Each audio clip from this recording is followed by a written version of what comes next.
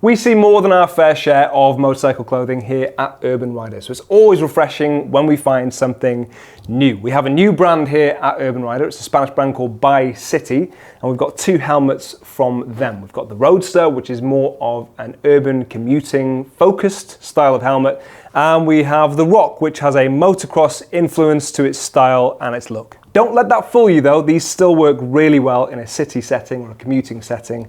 And if you have a scrambler, chances are you don't get to take it off-road as much as you would like to, so you're still going to find a use for this if you take it on the road.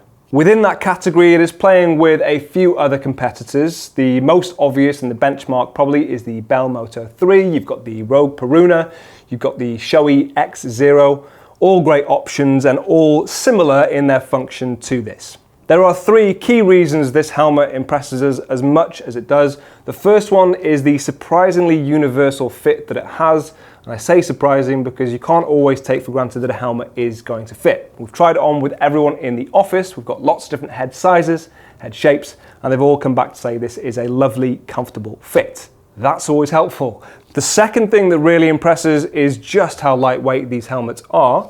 Now they list them as 1,200 grams, plus or minus 50 grams, depending on the size that you go for. We have the large in the studio and we weighed it earlier. And aside from depressing me with my maths ability, we found these to be about 100 grams lighter than even they say.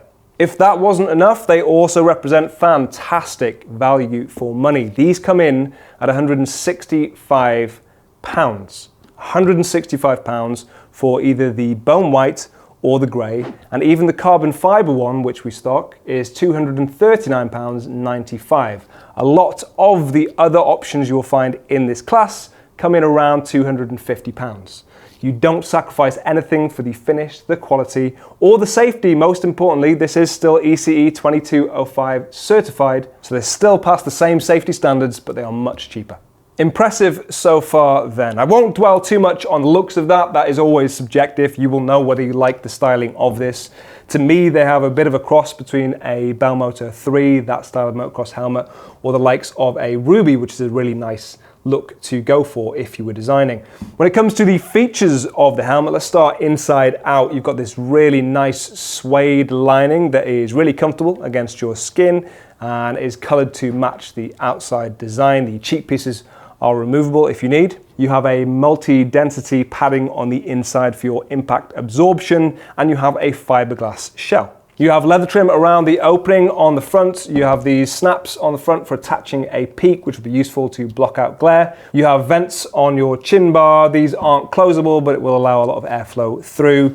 And then you have a double D-ring closure on the bottom, which is more secure. It's very simple. Some people might find that fiddly. I do understand that argument, but honestly, persevere with it because it is more secure. And it means that you can adjust it every time you put on the helmet. And then you've got a strap on the back for attaching your goggles if you need to, just to keep them in place. Personally, I don't use that because it does hang quite low on the helmet, so it will drag the goggles slightly lower. Generally, if your goggles have silicone on the strap, it's going to be secure enough on the helmet anyway. Whilst we're on that subject, the goggles for your reference on the grey helmet here are the 100% Barstows. They are the largest goggles that we stock at Urban Rider. So if it fits these goggles, it will fit any other goggles you are likely to find and use. And that's one of the big benefits of using a motocross style of helmet. In fact, the opening on the front being so large makes them feel a little bit freer, maybe less restrictive than a full face helmet. They feel more like an open face helmet, but of course you've got that protection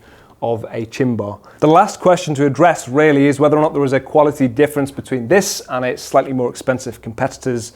And the honest answer is, if there is a difference there, it is fractional. They're still made to a really high standard, they've still got a really nice finish to them, and they still pass the same safety standards. I will drop links in the description. If you've got any questions or comments, drop them down below like you do normally, and I will see you soon for more of the world's finest riding gear. Bye-bye.